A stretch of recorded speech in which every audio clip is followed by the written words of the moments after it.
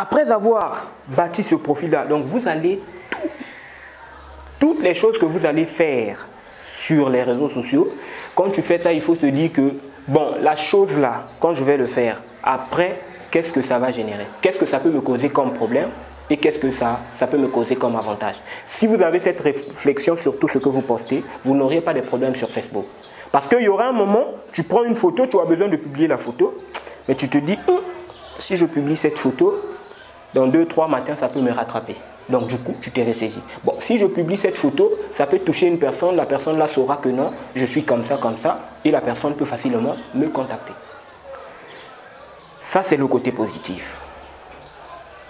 Maintenant, le côté négatif. Est-ce qu'il y a quelqu'un ici qui peut confier son argent à quelqu'un que tu vois les 0 heures dans les boîtes de nuit? Vous voyez que il y a des choses qui sont claires. Toi, tu prends des photos, en plein 0 heure, tu es dans une boîte de nuit, tu prends les selfies là, table, ma bouteille, mais tu es d'abord à la mer. Tu fais ça. C'est bien, tu as fait ça. Les gens vont voir sur les réseaux sociaux, c'est un fêtard, c'est un fort. Mais est-ce que, et après, tu es comptable. Mais est-ce qu'une personne qui recherche un comptable, peut embaucher une personne comme ça? Jamais. La personne va premièrement se dire, tu peux envoyer ton dossier. Il voit le profil, tu es compétent, tout c'est bon. Mais dès qu'il arrive sur ce point-là, il dit, la compétence ne fait pas tout parce que tu peux être compétent, mais si je te confie la gestion de mes biens, tu vas commencer à faire des fêtes avec mon argent. Donc du coup, je ne peux pas te donner le poste. Donc il y a des trucs comme ça, tu vas sur Internet, tu postes des trucs, mais tu ne sais pas que ça peut te rattraper un jour. Du coup, il faut penser à soigner son profil. Tu soignes ton profil, tu mets ce qu'il faut. J'avais un post que j'avais fait avant. Dans ce post-là, j'avais dit la meilleure manière d'être performant sur les réseaux sociaux, la meilleure manière de mieux profiter des réseaux sociaux, c'est de ne donner aux réseaux sociaux que ce qu'ils ont besoin.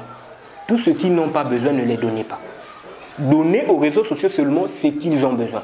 On n'a pas besoin de voir, je ne sais pas qu'est-ce qui s'est passé à la maison, tu as mangé un pain, selfie, tchac, tu mets.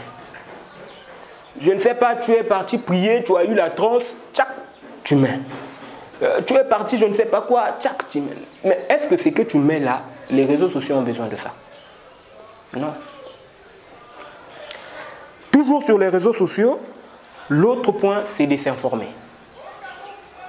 Notamment au Congo.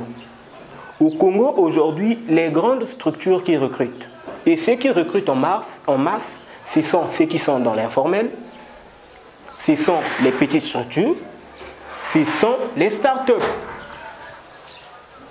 Or, les petites structures, ceux qui sont dans l'informel, les startups, donc ça veut dire que être sur Facebook, si tu ne vises pas vraiment des grands postes, c'est très avantageux.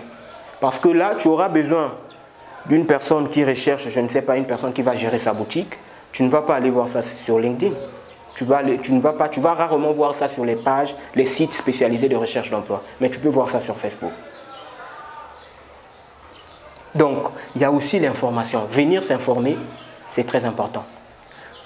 L'information aussi peut être sur ce qui se passe dans ton domaine. C'est ce qu'on appelle la veille. Tu fais la veille dans ton domaine. Aujourd'hui, tu es développeur. On sait que le numérique, c'est un monde qui évolue. Aujourd'hui, il y a un langage. Demain, il y aura un autre langage. Après-demain, il y aura telle version de tel langage.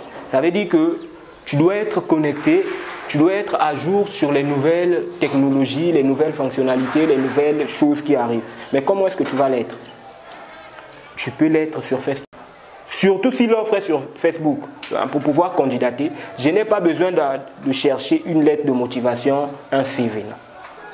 Rien que mon profil, j'ai rempli mon profil Facebook de telle sorte que même quand tu rentres là, le bord là, ça se présente comme un CV. Ça te donne les études que j'ai eu à faire, des années, les emplois précédents. Tu vois tout sur moi. C'est comme un CV. Donc quand je rentre sur l'outil d'emploi, s'il y a des offres d'emploi, vous cliquez seulement sur candidater et ça part automatiquement. Donc ça, c'est la partie de